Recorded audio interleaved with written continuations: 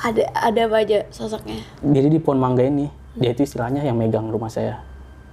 Jadi semua yang ada di dalam ini, dia yang ngenalin. Oh, berarti dia kayak pemimpinnya ya? Nih sosoknya kayak genderuwo, gede. Itu di pohon mangga. Buset. Itu baru halaman rumah, pohon mangga. Lalu di parkiran motor. Jadi kan ini parkiran, saya tuh ada 2 ya parkirannya. Yang mobil di sebelah kanan, motor sebelah kiri. Yang di parkiran motor ini deket sama kos-kosan. Karena parkiran anak motor kosan juga kan. Kira di parkiran motor ini ada pocong. Parkiran motornya. Terus masuk ke rumah saya.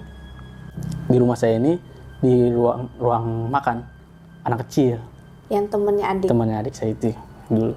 3. Nah anak kecil ini dia sering mundar-mandir dari ruang makan ke ruang tamu. Jangan-jangan ini yang saya sering lihat ada bayangan-bayangan itu. Oh iya, pas kamu sendirian di bawah pintu kan? Iya. Saya mikirnya ini dia setelah adik saya cerita. Di kamar orang tua saya ada kakek-kakek. Oh ada juga. Tapi ini baik. Oh dia nggak ganggu ya? Jadi kayak misalnya kalau misalnya orang rumah ini lagi ada yang marah gitu, dia masuk terus dia ngademin. Kayak gitu kata adik saya. Baik berarti. Baik yang di kamar kakek. Terus di kamar mandi pertama. Jadi kamar mandi pertama ini yang dekat ruang makan. Itu ada di depannya kamar mandi itu ada spot buat cuci baju. Mesin cuci. Mesin cuci, spot. Dari situ ada pocong juga katanya. Di spot itu. 5 udah. Tapi yang pocong ini anehnya, saya nggak pernah ditampakin. Maksudnya orang rumah juga nggak ada yang tahu. Nggak pernah diliatin lah. Cuman ada yang tahu ya? Iya. Lalu di kamar mandi, dapur, itu 1 orang, itu perempuan. Serem banget. Itu dia yang ngos-ngosan? Itu yang ngos-ngosan. Terus? Atau dia yang lewat? Dia juga yang lewat. Yang di jendela itu Iya. kan? Dan katanya dia mau kenalan. Aduh, sama saya. Aku mau dingin. Itu kata adikku. Terus? Nah, sosok perempuan yang di dapur ini, dia memang daerahnya, kan dapur saya ini lurus ya. Kalau dapur orang mungkin lebar, kalau saya lurus, panjang. Kayak lorong. Iya, panjang. Dari kamar mandi ke kamar saya, dia sering bolak-balik. Jadi itu spotnya dia, yang perempuan ini. Punya teritorial masing-masing ya, iya. Sosok ini.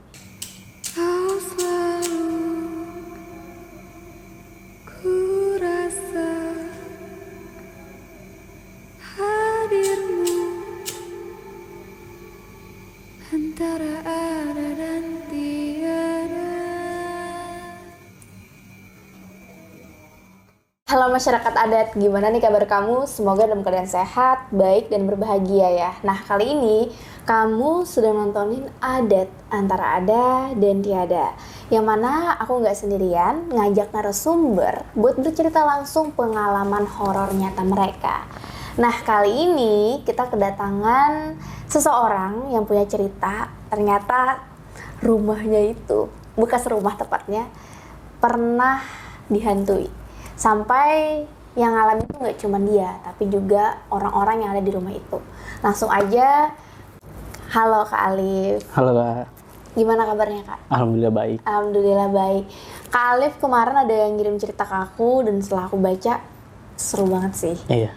Dan aku jadi penasaran nih, biar aku denger langsung ceritanya bareng-bareng teman-teman di sini. Kak Alif, boleh diceritakan gimana ceritanya dari awal kok bisa tinggal di rumah itu?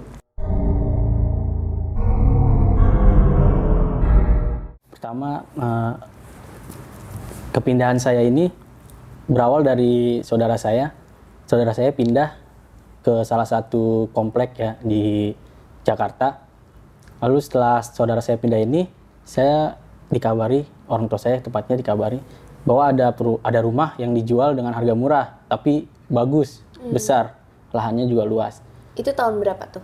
Itu kurang lebih tahun 2010. 2010.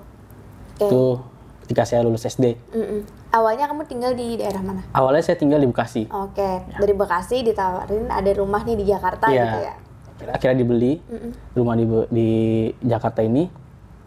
Akhirnya kita sekeluarga memutuskan untuk pindah. Awalnya rumah ini ya biasa-biasa aja kayak rumah orang-orang lainnya.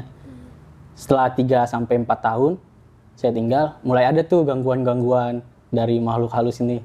Berarti selama 3 tahun pertama tinggal tuh nggak ada aneh-aneh ya? Nggak ada hal kejadian horor?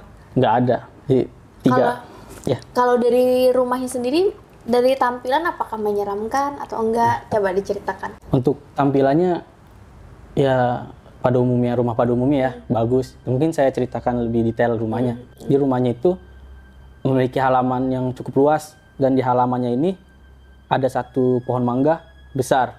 Besarnya itu ya kayak pohon mangga di Kebun Raya Bogor gitulah, gede. Gede banget Besar, ya, memang gede besar. banget. Itu pohon mangga besar. Lalu di rumah saya ini juga ada kos-kosan untuk anak yang ngekos, anak orang lain yang ngekos, mau ngekos. Kos-kosannya ini ada 12 kamar.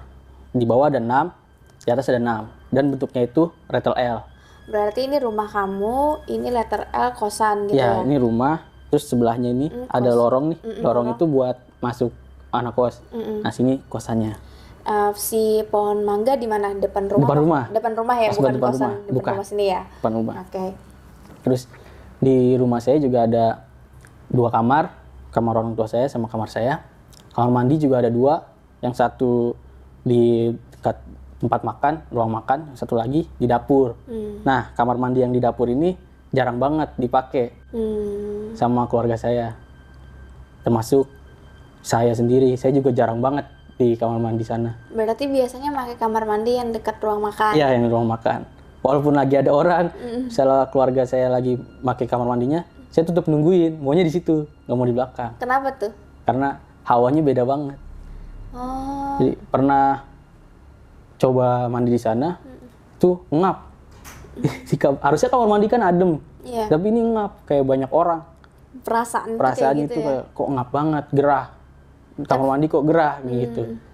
Kira ya jarang dipakai. Terus dan saya baru tahu bahwa di kamar mandi itu memang ada penunggunya. Itu kapan tuh taunya tuh? Itu setelah saya ngalamin sendiri. Sebelumnya ibu saya dulu yang ngalamin. Oh, berarti selama 3 tahun ini nggak ada apa-apa ya? Iya. Tiba-tiba kamu ngalamin nih. Iya. Nah, apa tuh pengalamannya? Jadi pertama itu ibu saya ini punya kebiasaan bikin kue tengah malam. Jadi kalau bikin kue itu memang harus pakai oven. Jadi mau nggak mau harus ke dapur. Jadi kalau mau ke dapur saya juga ada pintu. Jadi dari ruang makan ke dapur itu ada pintu. Oh, jadi ruangannya terpisah, Terpisah. Nggak langsung los gitu ya? Nggak langsung los, ditutup oleh pintu. Kira ibu saya bikin kue di dapur. Pas lagi bikin kue itu nyalain kompor. Tuh di kamar mandi itu kan sebelahan ini kompor. Sebelahnya nggak jauh dari meja kompor ini, nggak jauh ada kamar mandinya. Kamar mandinya selalu dibuka pintunya. Lampunya juga selalu nyala. Jadi pas ibu saya bikin kue, ada suara orang napas. Kayak gimana tuh napasnya? Kayak orang ngos-ngosan napasnya. Oh, berarti nggak cuma sekali napasnya ya? Nggak cuma sekali. Kayak orang terengah-engah Iya. gitu ya? Kayak orang habis olahraga, dia napasnya cepet. Dan itu lama nggak suara napasnya? Lumayan lama. Ih, jadi kayak memang bener-bener ada orang. Iya, kayak ada orang. Tapi ibu saya nggak pernah cerita kayak gitu. Dia langsung, ya udah biasa lah dia masak, dia bikin kue, selesai kue ya udah dimatiin kompornya, dia balik lagi, ditutup pintu dapur. Setelah itu saya sendiri yang ngalamin. Tengah malam saya kebangun pengen makan mie. Saya bikin mie lah ke dapur. Setelah saya bikin mie, saya baru nyalain kompor buat masak air. Tuh udah kedengeran tuh suara orang napas di sebelah saya. Suaranya sama yang tadi saya bilang. Cuman karena saya lapar, pengen tidur, akhirnya ya udah biarin aja lah, diemin aja, dimasak lah. Udah masak kelar, itu mie nggak saya aduk di dapur. Jadi mie-nya udah saya masukin ke piring, saya langsung pergi. Saya tutup pintu dapur, saya ke kamar. Kira makan di kamar. Habis makan di kamar, saya juga nggak taruh piringnya di dapur. Seharusnya kan taruh piring di dapur. Saya nggak berani, ya udah saya langsung tidur di kamar. Besoknya saya cerita ke ibu saya, "Mah, tadi malam abang masak mie, tapi pas lagi masak kok ada kayak suara orang napas." Terus kata mama, "Kamu baru ini ngerasain? Kamu udah hampir tiap hari kalau masak kue," dia bilang begitu. Setelah itu saya baru ngeh, ternyata orang tua saya juga ngalamin, tapi dia nggak pernah cerita. Karena mama itu selalu masak di malam hari ya? Iya, kue? kalau bikin kue di malam hari. Kira-kira jam berapa tuh kalau mama masak? Jam-jam 1:30 lah. Wow, itu tengah malam. Jadi dia malah tidur dulu. Oh, Habis Isa dia tidur baru dulu, bangun. baru bangun bikin kue. Dan mama tuh udah nggak takut lagi ya karena sering dengan. Karena sering ya biasa aja mama, nggak takut sama sekali.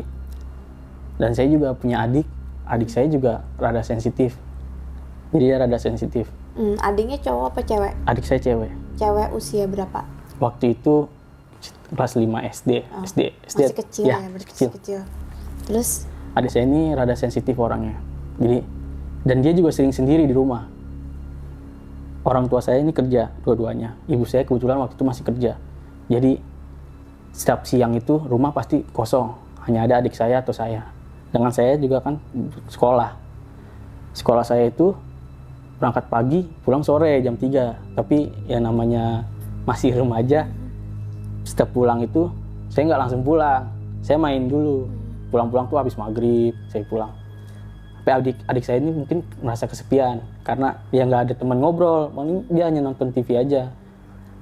Karena adik saya orangnya sensitif, dia berteman lah sama yang ada di rumah itu. oh berarti kalau kalian itu cuma dengar suara, si Ade ini justru bisa ngelihat dan berinteraksi Ya. sama orang yang ada di rumah itu ya. Iya, betul. Kalau menurut dari Ade itu orangnya kayak gimana? Maksudnya makhluknya? Makhluknya itu kecil, anak kecil. Oh, bocil. Sepantaran mereka, Cowok apa cewek katanya? cowok. Cowok. Anak itu kecil, anak cowok.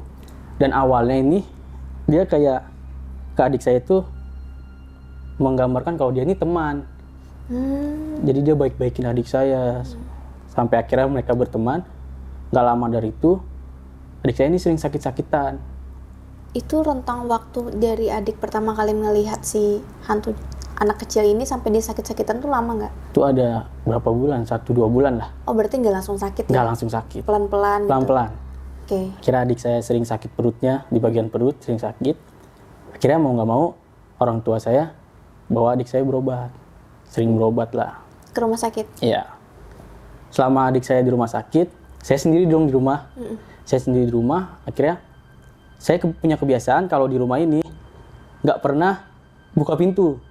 Saya selalu di kamar, saya tutup pintu kamar, dan semua pintu yang di rumah saya tutup, termasuk pintu utama sampai pintu dapur. Pintu kamar orang tua saya juga saya tutup. Jadi saya ya kayak sendiri aja lah di kamar. Saya nonton TV segala macam. Itu setiap saya sendiri di kamar, kan kalau kita tutup pintu tuh di bawahnya ada sela-sela kelihatan ya? Sela-sela kecil ya? Iya, sela-sela kecil kelihatan.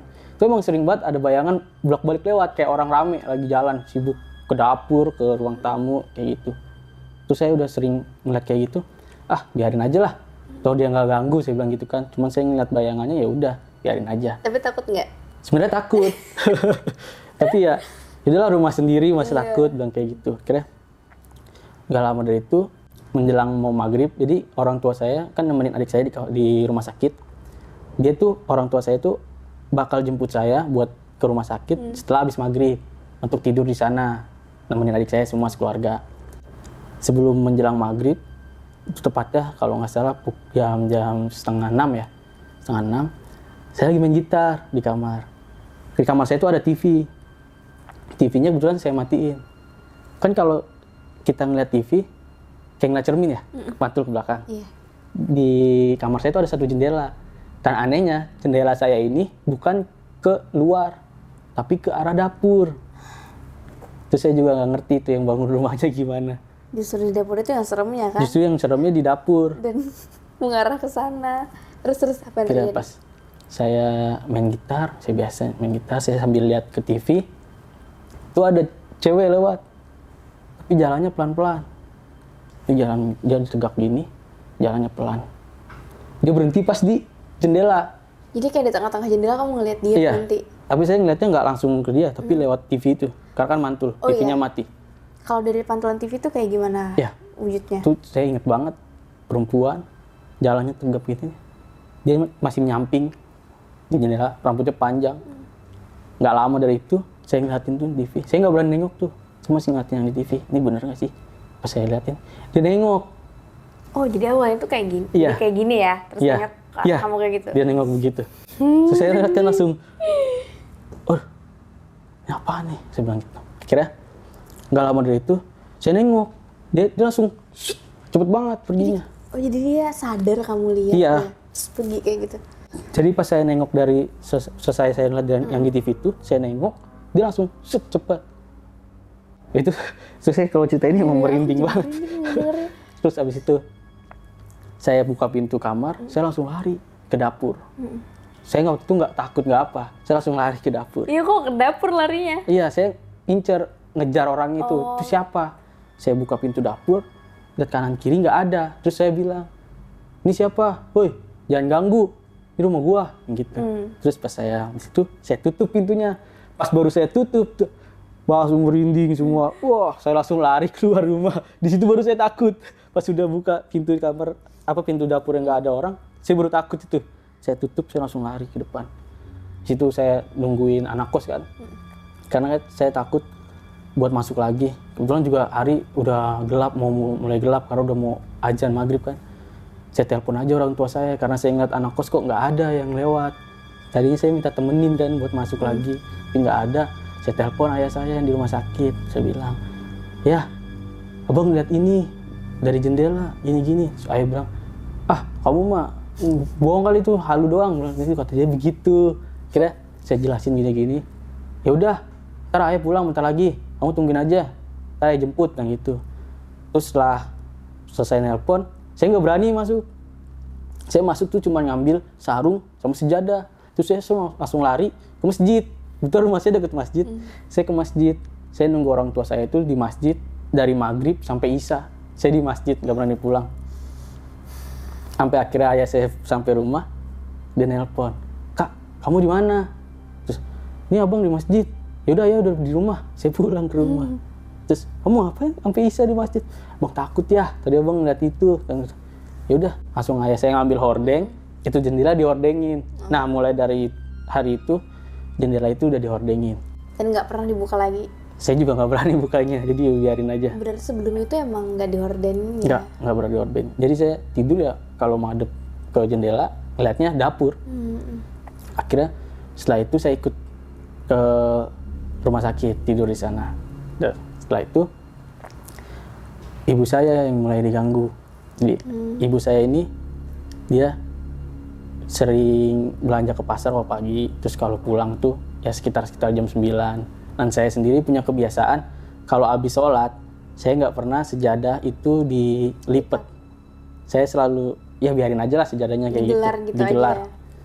Jadi itu mau itu sholat isya atau sholat subuh, antara dua sholat itu. Kalau isya saya habis sholat saya tidur, sejadah biarin langsung kayak gitu. Kalau subuh sejadah masih ngampar, saya udah mandi karena saya harus berangkat sekolah. Jadi sejadah itu masih ngampar. Ibu saya pulang dari pasar, dia buka pintu rumah, dia maju sedikit kan langsung kamar saya nih sebelah kanan. Maju sebelah kanan, pintunya tuh lalu dibuka kamar saya. Pas ibu saya lewat, di sejadah itu ada yang sujud. Bayangan hitam, tinggi besar, itu sujud. Itu benar-benar ibu saya ngelihat. Yang sujud itu berbentuk kah? Berbentuk. Kayak berarti orang. dia gede ya? Gede. Di sajadah kamu? Tapi hitam semua. Hitam semua. Berbulu kah atau? Enggak. Hitamnya itu apa? Kayak bayangan. Kayak bayangan tapi wujudnya orang. Wujudnya orang lagi sujud. Kira ibu saya ngeliat itu dia langsung keluar. Dia keluar lagi. Sama dia juga pasti nunggu anak kos. Dia di luar tuh nunggu anak kos karena dia takut untuk masuk. Selang berapa menit nggak ada anak kos yang lewat. Mungkin karena kerja kan, pada kerja tuh anak kosnya. Ibu saya coba beraniin masuk lagi ke rumah. Sampai masuk lagi ke rumah, udah nggak ada apa-apa itu. Ibu saya langsung ambil sejadahnya, dilipet. Habis dilipet, udah nggak. Terus pas waktu itu kami lagi pergi sekeluarga, ibu saya bilang, "Bang, kalau misalnya habis sholat, sajadahnya dilipet dong," yang gitu. Terus saya kan bingung ya, karena biasa juga begitu. Saya bilang, "Lah, Bang, kenapa sih mah? Orang biasa juga kayak gitu, nggak apa-apa." Kira ibu saya baru cerita, waktu itu ada yang sujud di sejadah yang pas kamu sholat. Berarti sejauh ini tuh ada sosok yang pertama suara ngos-ngosan, tapi kita nggak tahu sosoknya kayak gimana, suaranya aja. Terus yang teman adik kamu, bocil tapi cowok. Terus ada yang cewek yang kamu lihat sama bayangan hitam. Udah 4 berarti? Iya, itu baru 4. Udah 4. Terus si adik tadi kan sampai ke rumah sakit. Itu sakitnya sakit apa? Iya, jadi adik saya ini sakitnya di bagian perut. Tapi di medis tuh nggak kelihatan. Udah sakitnya dicek? apa. Udah dicek. Udah tes gitu? Udah tes segala macem. Tuh dia hasilnya sehat-sehat aja. Oh, dokter bilang nggak ada masalah ya? Iya, nggak ada masalah. Sampai dokternya sendiri nyaranin buat, ya kalau bisa Pak, anaknya berobat alternatif aja. Dokter bilang kayak gitu? Dokter bilang kayak gitu. Berarti dokter udah kayak curiga ya, ini Iya. bukan penyakit medis Bukan ya? penyakit medis. Terus orang tua mendengar saran dari dokter? Ya, ayah saya dengar. Tapi ayah saya tetap kayak kurang percaya lah. Tapi ya udah coba dok, diperiksa lagi ulang. Takutnya ada yang kelewat. Kira dicek ulang lagi, tetap aja hasilnya sehat-sehat aja. Kalau ke rumah sakit lain nyoba nggak? Itu juga sama ke rumah sakit lain. Oh, berarti Rumah- udah nyoba Iya. beberapa dokter berbeda ya? Iya. Hasilnya pun sama? Hasilnya sama, sehat-sehat aja. Sehat-sehat aja. Tapi dia tetap sering ngerasa sakit perutnya, kayak ditusuk. Akhirnya diobatin nggak ada? Ya akhirnya dari itu adik saya sendiri cerita. Jadi adik saya tuh bikin sketsa di kertas di rumah sakit ini posisinya. Dia itu gambar denah rumah saya dari mulai halaman, tempat parkir motor, terus kamar saya, kamar orang tua, kamar mandi lah segala macam. Dia gambarin, dia ngasih sosok-sosok siapa aja yang ada di situ dia kasih tahu. Oh my god. Ada apa aja sosoknya? Jadi di pohon mangga ini dia itu istilahnya yang megang rumah saya. Jadi semua yang ada di dalam ini dia yang ngenalin. Oh, berarti dia kayak pemimpinnya Ya, ini sosoknya kayak genderuwo, gede. Itu di pohon mangga. Buset. Itu baru halaman rumah pohon mangga. Lalu di parkiran motor. Jadi kan ini parkiran saya tuh ada dua ya parkirannya. Yang mobil di sebelah kanan, motor sebelah kiri. Nah di parkiran motor ini deket sama kos-kosan. Karena parkiran anak motor kosan juga kan. Kira di parkiran motor ini ada pocong. Parkiran motornya. Terus masuk ke rumah saya. Di rumah saya ini di ruang makan anak kecil. Yang temennya adik? Saya itu dulu. 3. Nah anak kecil ini dia sering mundar-mandir dari ruang makan ke ruang tamu. Jangan-jangan ini yang saya sering lihat ada bayangan-bayangan itu. Oh iya, pas kamu sendirian di bawah pintu kan? Iya. Saya mikirnya ini dia setelah adik saya cerita. Di kamar orang tua saya ada kakek-kakek. Oh ada juga. Tapi ini baik. Oh dia nggak ganggu ya? Jadi kayak misalnya kalau misalnya orang rumahnya lagi ada yang marah gitu, dia masuk terus dia ngademin. Kayak gitu kata adik saya. Baik berarti. Baik yang si di kakek. kamar kakek. Terus di kamar mandi pertama. Jadi kamar mandi pertama ini yang dekat ruang makan. Itu ada di depannya kamar mandi itu ada spot buat cuci baju. Oh, mesin cuci. Mesin cuci, ya. Spot. Dari situ ada pocong juga katanya. Ah, Di spot itu. 5 udah. Tapi yang pocong ini anehnya saya nggak pernah ditampakin. Maksudnya orang rumah juga nggak ada yang tahu. Nggak pernah diliatin lah. Cuman ada yang tahu ya? Iya. Heeh. Lalu di kamar mandi, dapur, itu satu orang, itu perempuan. Serem banget itu dia ngos-ngosan. Itu yang ngos-ngosan. Terus atau dia yang lewat? Dia juga yang lewat. Yang di jendela itu Iya. kan? Dan katanya dia mau kenalan Aduh, sama berhenti. saya. Aku berhenti. Itu kata adikku. Terus, Ya. Nah, sosok perempuan yang di dapur ini, dia memang daerahnya, kan dapur saya ini lurus ya. Kalau dapur orang mungkin lebar, kalau saya lurus, Jadi manjang. Kayak lorong. Iya, manjang. Dari kamar mandi ke kamar saya, dia sering bolak-balik. Jadi itu spotnya mereka, spotnya dia, yang Dia perempuan ini. Punya teritorial masing-masing ya? Iya. Sosok ini. Tuh, jadi emang lumayan banyak. Setelah itu, malam itu pernah ibu saya digangguin. Ibu saya lagi tidur sama ayah saya, berdua. Bentar, berarti sosoknya cuma itu? Ya, kalau dari gambaran adik? Kalau di rumah ya, di gambaran adik iya. Berarti yang sujud itu yang dari... Itu nggak tahu, belum tahu. Nggak tahu ya? Belum tahu, Atau itu dari pohon mangga juga nggak tahu ya? nggak tahu. Karena itu bayangan. Bayan. Terus lanjut ya. Ayah Terus sama pernah malam, ibu saya diganggu juga. Jadi lagi tidur, jempol kakinya dimainin. Ih, Jadi jempol kaki itu dimainin gini-gini. ini diulang-ulang kayak Iya. gitu ya? Terus ibu saya bangun dong otomatis. Karena kan sama aja kayak orang nyenggol. Kayak orang bangunin kan. Dia dimainin gini jempol kakinya, ibu saya bangun. Karena anak kecil. Terus anak kecilnya nyengir, lari ke dapur tapi tembus tembok dari kamar orang tua saya. Ibu kamu yang lihat gimana? Ibu saya ngeliat langsung teriak kan, istighfar, astagfirullah gitu. Terus ayah saya di sampingnya bangun. Ayah saya bangun terus nanya, ada apa mah? Tadi ada anak kecil main jempol. Terus katanya, dah langsung ambil wudhu aja. Mungkin itu mimpi juga kan. Terus sekarang ambil wudhu terus tidur lagi gitu. Ya udah lagi. Terus nggak lama dari itu, selang berapa hari, jadi ayah saya punya kebiasaan buat ngecek kamar kosnya, kos-kosannya. Jadi siapa tahu takutnya ada yang bawa lawan jenis atau bagaimana kan. Itu setiap tengah malam. Sebenarnya ini rutin dicek. Dia sekitar jam 1, jam 2, waktu-waktunya orang sholat tahajud lah. Itu dia ngecek. Jadi di kamar kos itu kan letter L, di bawah 6, di atas 6. Kamar mandinya itu ada 3. 2 di bawah, 1 di bawah tangga, 1 di ujung, 1 lagi di atas. Itu ayah saya ngecek, baru naik tangga. Pas ayah saya nengok, jadi kan tangga itu kan munter gini. Jadi pas ayah saya udah pas ini kan ngelihat kamar mandi yang di ujung. Di kamar mandi di ujung tuh ada bayangan hitam berbulu, matanya merah, gini dah. Menurut dia tuh sampai sampai tingginya itu melebihi pintu kamar mandi. Makanya dia sampai nunduk begini. Dia tuh di dalam kamar mandi. Di pintunya, pas di pintunya. Di pintunya kamar mandi. Iya. Jadi kayak berarti hampir ke depan kamar mandi. Iya, hampir ke depan kamar mandi. Itu mungkin karena dia tinggi banget kan. Dia sampai nunduk begini, setengah nunduk. Matanya merah. Matanya merah. Itu nyorot. Merah kayak bercahaya gitu. Enggak, merahnya ya merah aja gitu kayak. Merah redup aja tapi merah iya. gitu ya. Yang merah itu bukan yang bola matanya malah merah. Oh iya, aku pikir kayak lampu tuh enggak ya? Oh enggak. Tapi merah kelihatan. Iya, merah kelihatan. Kira ayah saya tetap naik ke atas kan. Buat ngecek anak kosnya. Besok udah dicek, dia turun. Itu bayangan udah nggak ada. Udah hilang. Setelah dari itu ada yang aneh. Besoknya ayah saya ini minta tolong buat temenin setiap ngecek kamar kos. Sama siapa? Sama mama. Oh iya berdua. Kami kan jadinya pada mikir ya, ada apa nih, kan biasanya sendiri, kenapa minta temenin gitu. Nah setelah itu adik saya yang sakit-sakitan itu dia. Oh ini adik masih sakit-sakitan? Masih, ini adik posisi masih sakit. Dia tuh berapa lama tuh sakit-sakitan kayak gitu? Itu hampir 1 tahun. Oh aku pikir sembuh, enggak ya? Oh tetap hampir 1 tahun. Sakit-sakitan gitu? Iya. Berarti bolak-balik rumah sakit? Bolak-balik. Makanya saya juga kasihan karena kayak gitu kan.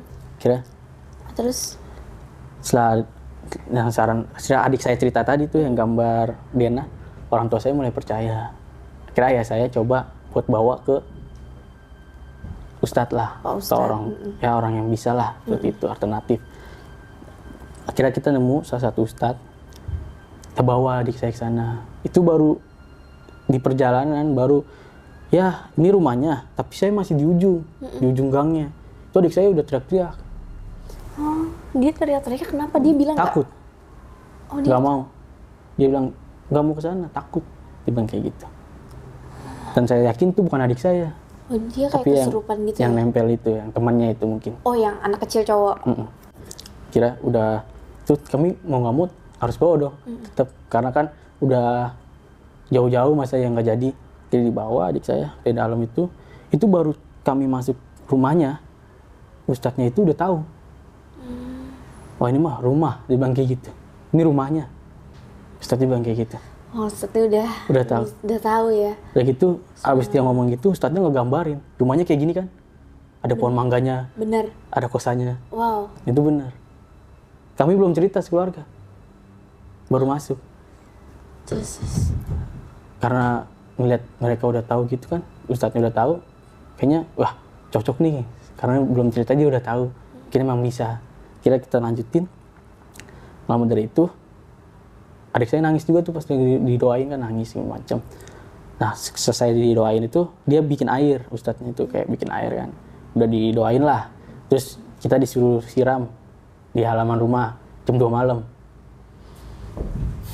Sama kalau bisa kaburin garam, dia bilang kayak gitu. Garam ya? Itu di halaman? Di halaman. Di rumah enggak? Di rumah enggak, jam 2 malam. Depan pagar lah halamannya. Oh. Sama sekitaran pohon mangga itu. Terus. Ya kira ya udah, kita lakuin aja. Kita lakuin. Selang berapa itu tuh nggak ada apa-apa. Oh sempat mereda nih? Iya sempat mereda. Adik juga kayak sembuh normal? Iya, sama sakitnya itu dia hilang timbul kak. Jadi kayak orang mah. Tapi dia ditusuk sakitnya. Kadang dia sakit, kadang dia enggak. Cuman emang hasil dokter tuh sehat. Setelah kita ikutin apa kata ustadznya kan, kita siram air segala macam, tuh sempat mereda.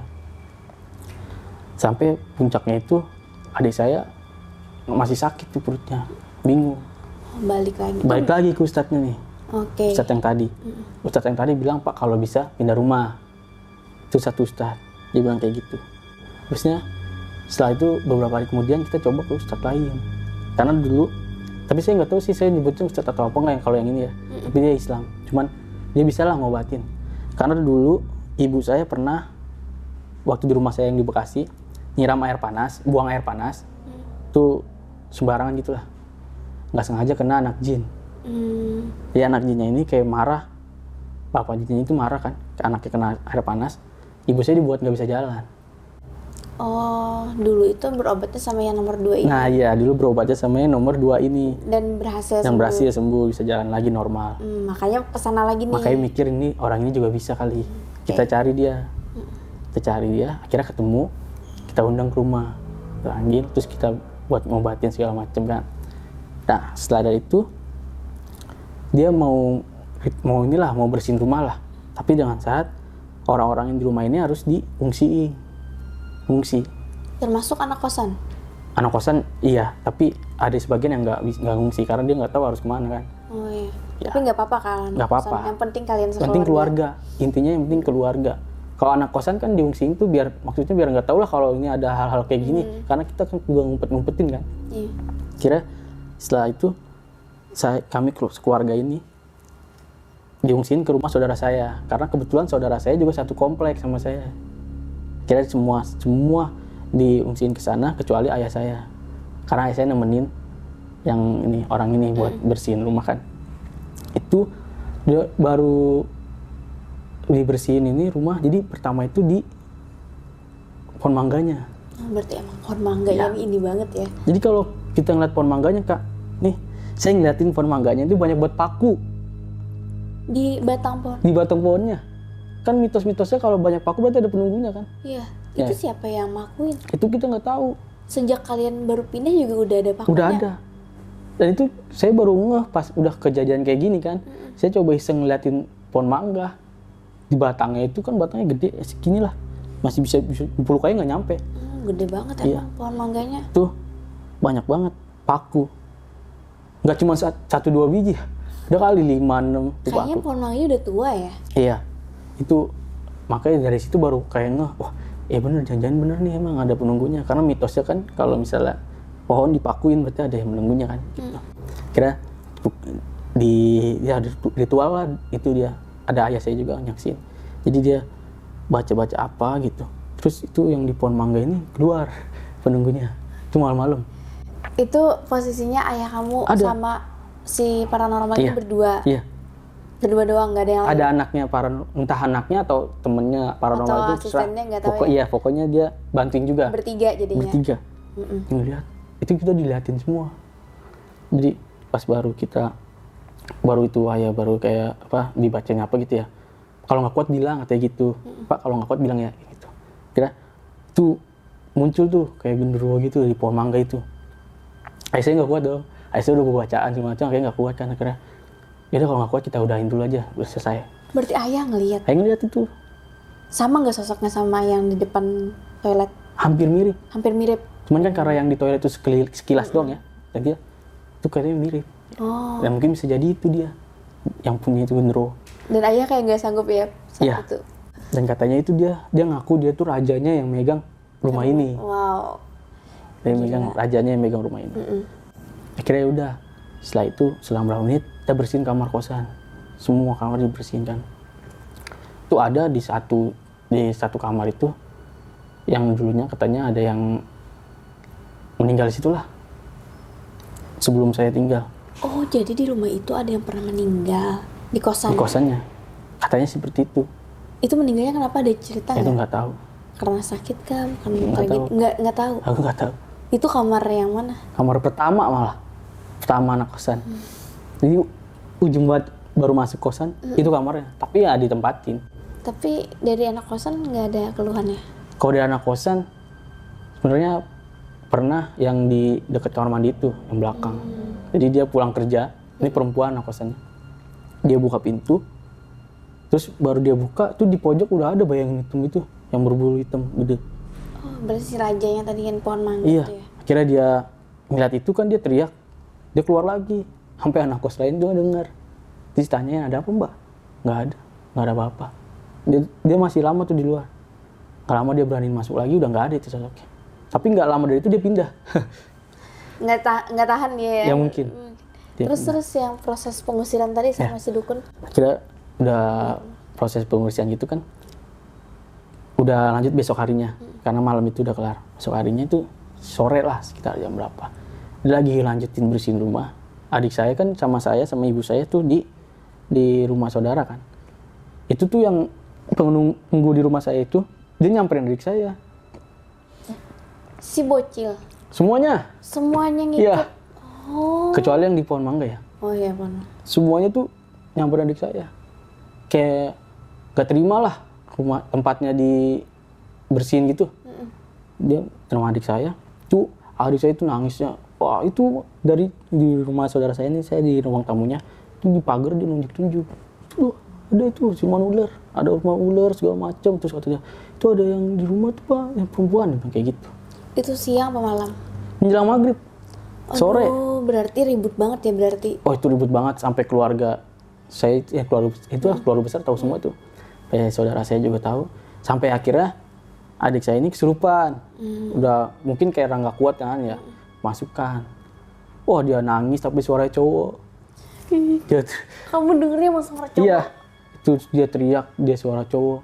Sampai saya sendiri nangis ngeliatnya. Karena saya tahu ini bukan adik saya. Karena sedih ya, sedih. Adik sendiri sampai kayak gitu. Terus saya bilang, ini bukan adik saya nih, ini bukan adik gua. Siapa lu keluar gitu kan ya. Sampai saya inget tuh katanya kalau orang kesurupan jempolnya dipencet lah gitu. Saya pencet jempol kakinya, saya ditendang. Mental saya. Itu tenaganya kuat banget. Padahal adik kamu cewek. Iya, cewek. Dia nendang saya tuh, saya sampai mentah. Ih. Akhirnya ini pada panik kan. Saudara saya juga pada panik. Saya nyunculin lah ke rumah ya saya pulang, saya manggil, bilang, ayah, pak, nih adik saya kesurupan, gitu. Ya udah ayo langsung sana. Tapi udah ke sana, adik saya makin menjerit-jerit tuh. Wah, pas orang itu datang mau ngobatin, dia ngobrol sama adik saya. Dia ngobrol, dia teriak, jangan ganggu anak ini punya saya. Dia bilang kayak gitu. Terus yang orang ini yang bisa ngobatinnya dia bilang, jangankan minta anak ini, anak ayam juga nggak gue kasih, dia bilang kayak gitu. Terus dia bikin air apa atau diobatin, dikepretin tuh ke adik saya langsung pingsan kan. Udah kesurupannya udah kelar, dia langsung pingsan. Habis dia pingsan, nggak lama dia sadar, dia langsung nanya, teman-teman aku di mana? Gitu. Teman-teman maksudnya teman-teman yang dianggap teman itu. Jadi teman-temannya itu udah hilang lah. Udah lepas dari adik saya. Udah lepas. Tapi itu posisinya masih di rumah saudara ya? Masih di rumah saudara. Sudah udah tenang, kita tetap nginep di rumah saudara kan, karena mau lanjutin beresin rumah itu. Setelah rumah itu beres, kayak ada permintaan lah dari si yang di pohon mangga itu. Dia kayak minta permintaan gitu. Kalau misalnya nggak mau ganggu, kayak dia bilang beliin rokoknya lah. Ini minta rokok? Tapi rokoknya sih, kayaknya nggak tahu rokoknya apa. Mungkin rokoknya mereka beda ya. Sajennya beda kali ya. Pokoknya minta sajen lah ya. intinya. Terus yang orang ini nyanggupin, yang orang pintar ini dia nyanggupin. Saya bisa ngasih, tapi saya harus pulang dulu beberapa hari, kayak gitu. Jadi dia pulang dulu nih. Dia pulang, tapi keadaan rumah udah lumayan stabil lah. Tenang deh. Tenang. Walaupun ada sedikit-sedikit yang mungkin ada gangguan yang dirasain, tapi ya namanya bekas kejadian itu, saya juga pribadi masih takut. Iya, kayak masih parno gitu ya. Di rumah itu udah tidur bareng-bareng aja dah sekeluarga. Satu kamar sekeluarga. Tapi ada selama si paranormalnya itu balik, ada kambuh lagi nggak sakitnya? Enggak. Sakitnya udah mulai reda. Semenjak abis kesurupan itu, kan dibersihin tuh. Terus dia bilang teman-temanku mana, itu dia udah nggak sakit perutnya. Perutnya udah nggak sakit, udah ngerasa sakit. Berarti dia selama ini sakit perut karena ditempelin si hantu-hantu itu? Iya, karena dibuat. Setelah itu, terus orang itu balik lagi, dia kayak ngasih tameng. Apa ya? Kayak bukan jimat sih, kayak pokoknya kotak gitu. Dibalut hitam gitu, dibalut lakban hitam. Kita disuruh ngubur di halaman rumah. Di bawah pohon mangga nggak? Enggak, di mana aja yang penting masih di daerah rumah ini, maksudnya masih di daerah rumah inilah, kayak gitu. Kita diikutin. Akhirnya setelah dari itu, kita emang disaranin kalau bisa pindah kapasitas paranormal ya, ini. jadi udah berobat gua itu dua ustadz yang beda ya. Jadi dua-duanya ini bilang kalau kita tuh sarannya harus pindah dan kalau bisa secepat mungkin. Dan kayak gitu. Berarti rumahnya memang nggak ketolong gitu ya? Iya. Sebenarnya ya, walaupun udah diusahain, kayaknya bakal tetap balik gangguan itu. Iya. Terus kalian memutuskan pindah nggak di sini udah? Iya, kira kita berapa bulan ya setelah itu 1 atau 2 bulan kira ada yang mau beli nih rumah. Oh jadi setelah itu memang udah dijual? Iya. Kita memutuskan untuk pindah. Dan setelah kita pindah ini, kita baru tahu dari tetangga-tetangga itu kalau rumah yang saya tempatin dulu itu bekas paranormal. Oh, sebelum itu nggak pernah tahu? Nggak pernah tahu. Tapi emang nggak pernah cerita ke tetangga? Nggak pernah. Jadi, kalian pun juga nggak nggak. cerita juga ya? Nggak pernah cerita. Karena mungkin ya ini kejadian untuk keluarga kami, ya mungkin kami aja lah yang ngerasain, nggak usah lah orang lain ngerasain gitu.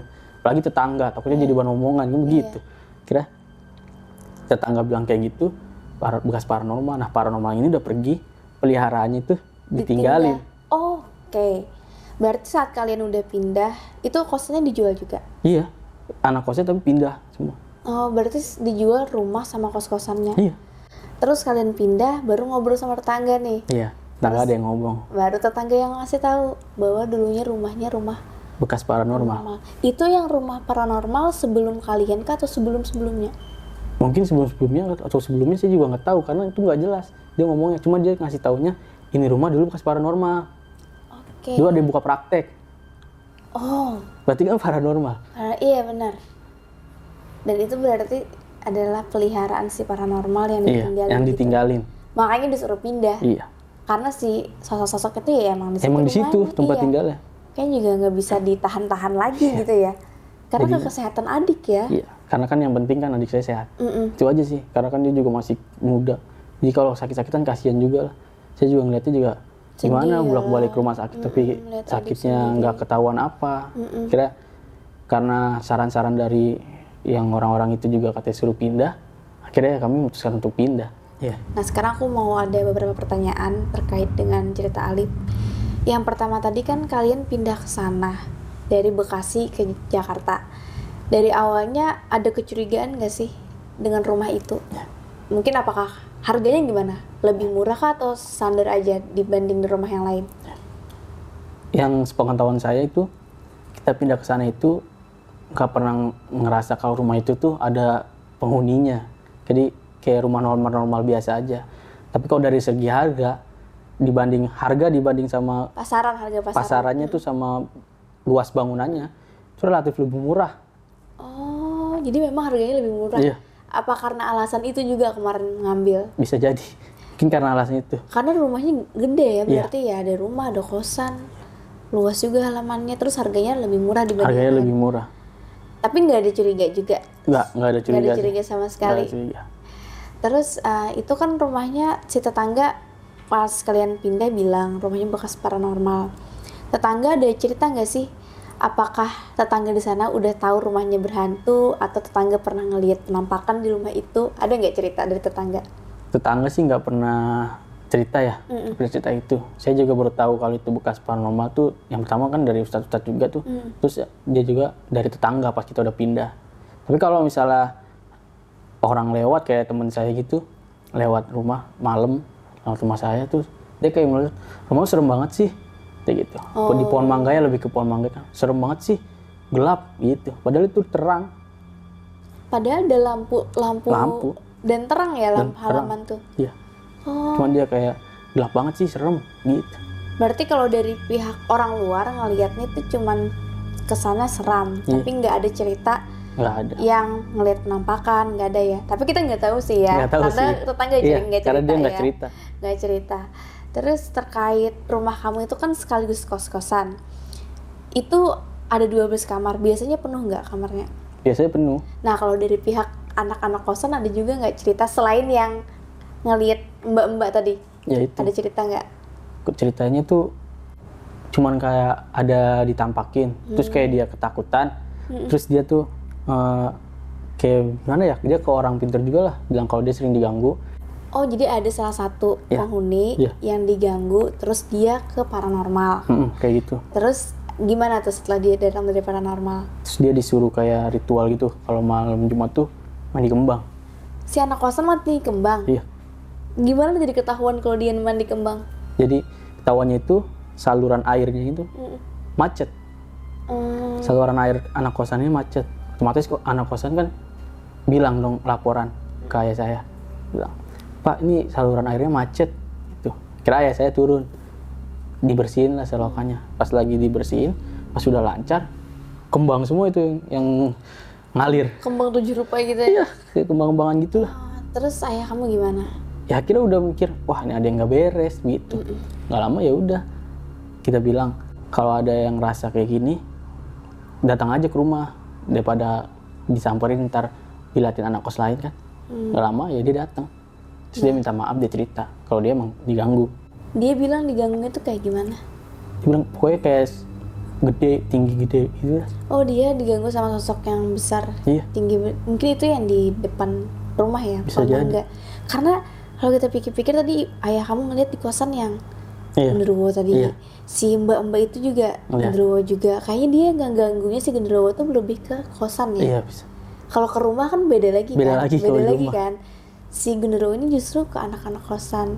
Tapi ada nggak sih anak kosan yang ibaratnya baru sebentar dia pergi gitu, nggak betah? Oh kayaknya nggak ada. Nggak ada ya. Minimal ya 3-4 bulan baru pindah. Tapi yang pindah tuh pernah nggak dia pindah karena kehantuan? Ya itu Yang mandi kembang tadi? sama yang sebelumnya itu yang ngelihat Oh, yang mbak-mbak ngeliat. itu nggak lama dari itu dia pindah. Yang lain nggak apa-apa? Dan nggak apa-apa karena mayoritas penghuni lama sih.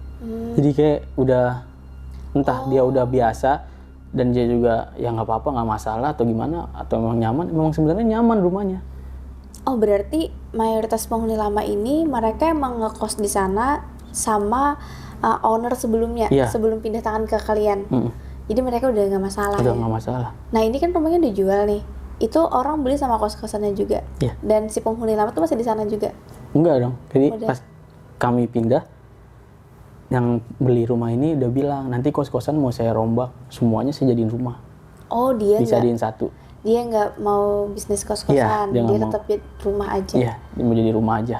Setelah kalian kenal nggak sama yang Beli beli rumah, ini? kenal.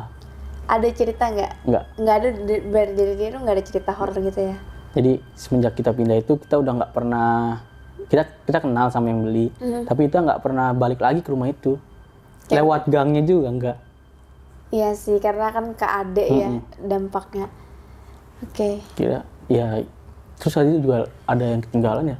Jadi waktu Ustadz itu juga pas ngeliat rumah itu yang baru masuk, kami baru masuk tuh, Ustadznya ngomong rumahnya juga dikelilingin oleh ribuan monyet hitam. Rumahnya Iya. monyet astral ya Iya, berarti monyet ya? astral, tapi hitam legam gitu. Ribuan. Ih, serem banget. Dibilang begitu. Berarti itu rumahnya emang bener-bener jadi sarang ini sih. Ya makanya. Sarang penyamun. Yang pohon mangganya juga dia rada gimana gitu. Jadi pernah penghuni yang lama, pohon mangganya ini tuh diborong sama orang, mangganya, buahnya. Diborong dibeli. Iya dibeli. Jadi kayak mangganya mau diborong nggak gitu. Akhirnya dibeli, abis dibeli tuh nggak pernah numbuh. Nggak pernah berbuah lagi. Nggak pernah semenjak berbuah itu. lagi. Dan itu lama bertahun-tahun. Iya, sampai akhirnya kami yang nempatin, itu baru berbuah lagi. Oh, terus ada cerita nggak? Kasih pesan kah atau apa sih penghuni sebelumnya? Iya. Kalau itu dari anak kos lebih ngasih tahu. Oh, anak kos. Iya, yang penghuni lama. Dia ngasih tahu, Pak, kalau misalnya mangganya berbuah, ada yang mau beli, jangan dikasih. Soalnya dulu pernah ada yang beli, terus dikasih, nggak mau tumbuh lagi buahnya. Oh. Akhirnya, efek kayak gitu ada, emang sering banyak kalau lagi berbuah, banyak yang datang nanyain mau dibeli nggak, mau diborong nggak. Tapi ayah saya bilang nggak usah, kalau mau ambil aja, tapi nggak usah bayar, bilang gitu. Dikasih aja Iya, gitu akhirnya ya. dikasih aja. Oke. Terus penghuni yang owner yang baru itu kan dia bikin rumah, udah direnovasi ya? Udah atau Iya, masih udah, proses? Udah, Udah. Pohon mangganya masih ada nggak? nggak ada. Oh, ditebang sama Itu dia. bang, sampai habis. Berarti bener-bener dilompak sama dia ya? Dan itu tuh saya kalau waktu pas penghuni masih kami itu rumah itu pohon mangganya kan gede banget, malah kadang sampai daunnya itu ke jalan. Akhirnya mutusin buat manggil orang buat motong lah, dipapas, papas Iya, dikit, dipapas. jangan dipotong habis tapi papas dikit. Setiap orang yang motong itu habis motong pohon mangga, besoknya sakit. Jadi kan yang motong pohon mangga ini kan masih satu RT ya. Iya, iya. Dia emang petugas kebersihannya. Kenal lah. Kenal, gitu. kita panggil. Setelah motong pohon mangga itu besoknya sakit. Dia bilang nggak sakitnya kayak Dia gimana? bilang sakit kayak meriang biasa gitu. Tapi akhirnya sembuh sendiri. Sembuh sendiri. Jadi setiap habis orang itu nggak cuma 1-2 kali, Sering. sering. Pokoknya setiap habis motong sakit, besoknya habis motong sakit. Totalnya kalian tinggal di rumah situ berapa tahun sih? Kurang lebih 6. Berarti 3 tahun pertama aman, ya Iya. kan? 3 tahun itu berhantu kena teror tadi yang adik sakit-sakitan. Lama loh, bertahannya 3 tahun. Iya memang lama. Di rumah yang baru nggak kenapa-napa ya? Nggak ada, alhamdulillah. Alhamdulillah, oke. Nah terus kamu kan di rumah ini emang ada kosan dari awal kan? Dan yang dihantui itu satu keluarga. Tapi mama itu kan ngelihatnya cuman bayangan hitam kalau dari cerita tadi. Sama yang suara-suara. Ada lagi nggak cerita dari mama? Ngelihat penampakan? Nggak ada sih. Itu aja sama yang anak kecil itu yang jempolnya anak dimainin. kecil. Oh iya anak Ya. kecil. Kalau ayah? Kalau ayah ayah saya nggak tahu ya. Ayah kayaknya jarang cerita tapi dia tahu. Oh ayah tuh nggak cerita ya? Iya, mungkin emang dia sengaja nggak cerita, takut keluarganya takut lah gimana ya kan, karena kan dia juga kan nggak tiap hari di rumah, dia juga kan kerja, jadi dia lebih banyak nggak ngasih tahu sih. Jadi dia cuma cerita yang di kamar mandi Yang di kosan kamar itu mandi. aja. Sama yang sama paranormal ngelihat langsung Iya. gitu ya. Terus kalau udah cerita kamu tadi kan si Ade itu dia punya teman sepantaran yang bocil tapi laki-laki. Kalian anggota keluarga di rumah pernah nggak sih ngelihat dia ngobrol sendiri kah, main sendiri kah? Kalau itu lebih ke tante sih yang lihat. Oh kalau kalian justru nggak? Jadi dulu tante saya awal nikah dia pernah numpang di kosan rumah saya, karena baru nikah, daripada dari ngontrak atau ngekos di tempat lain situ. Nah itu siang-siang dia tuh ngeliat, jadi tante saya ini mau ke rumah saya mau ambil nasi lah gitu, dia ngeliat adik saya tuh kayak ngobrol sendiri. Tapi dia langsung ngubungin saya kan, Alif gimana? Coba pulang dah, kayaknya adik ngomong sendiri gitu kan. Ah kagak, paling dia nonton TV lagi nyanyi, bilang kayak gitu.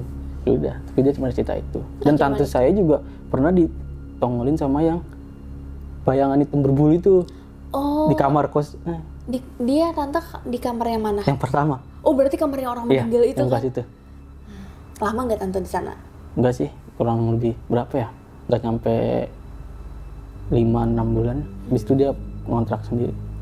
Dia bilang, tapi sering nggak dia kehantuan di kamar itu? Enggak. Itu dia pernah ceritain itu, yang jadi dia masuk kamar itu bayangannya itu lagi duduk, tapi ngebelakangin pintu. Jadi kalau kita buka pintu kita ngeliat punggungnya Dia duduknya di lantai kah? di lantai, Oh bukan di atas kasur bukan lantai tapi menghadap sana. Ya? Terus tante kamu ngeliat tuh gimana?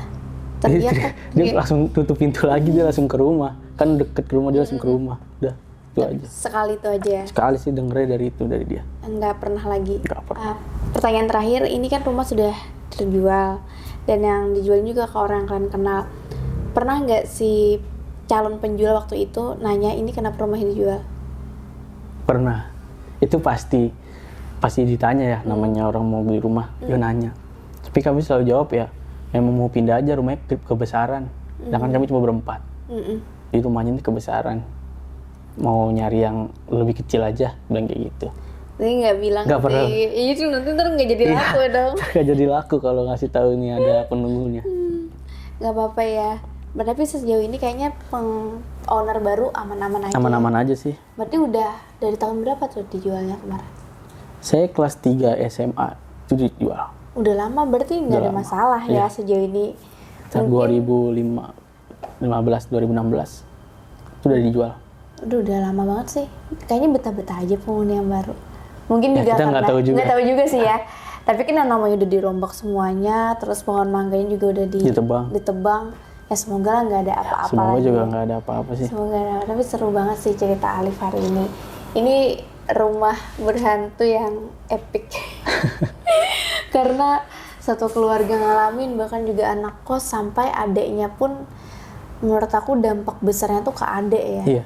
Sejauh ini adek udah sehat, Alhamdulillah sehat. asal nggak pernah gangguan Iya, lagi. udah nggak Tapi masih sensitif. Mungkin masih, tapi mungkin udah terbiasa ya, karena udah gede juga. Itu adek sensitif apakah karena tinggal di rumah itu atau emang dari awal sensitif? Kayaknya dari awal. Oh, kalau dari awal sensitif itu karena keturunan kah? Mungkin ada. Mungkin ada dari Almarhum kakek. dari almarhum kakek. Ya biasanya tuh kan orang-orang yang sensitif itu karena ada keturunan gitu. Dari kakeknya kah, neneknya kah. Akhirnya salah satu anggota keluarga tuh punya kelebihan lah. Bisa melihat hal-hal yang Iya. kita nggak bisa lihat biasanya. Oke, Alif terima kasih buat ceritanya, seru banget. Iya. Semoga bisa menemani waktu senggang teman-teman di sini. Kalau kamu punya pengalaman serupa, ya mungkin ada gangguan atau rumah kamu juga pernah dihantui, kamu bisa tulis di kolom komentar. Nah, menurut kamu nih, dari semua rentetan cerita Alif tadi, yang paling seram yang mana? Tulis di kolom komentar. Alif ada mau kata-kata terakhir di sini? Ya paling setiap rumah itu ada penghuninya ya. Cuman ya biarin aja karena kita beda alam. Yang penting kita nggak musik, mereka juga nggak bakal musik. Itu aja sih sebenarnya. Kalau musik baru kita bertindak Iya. ya. Kalau kita bertindak bener-bener. Oke, terima kasih Alif atas ceritanya. Aku sama Alif pamit undur diri. Bye. Hai guys, thank you udah nonton video ini sampai habis. Jangan lupa untuk di-subscribe, nyalakan loncengnya, like, comment, dan share.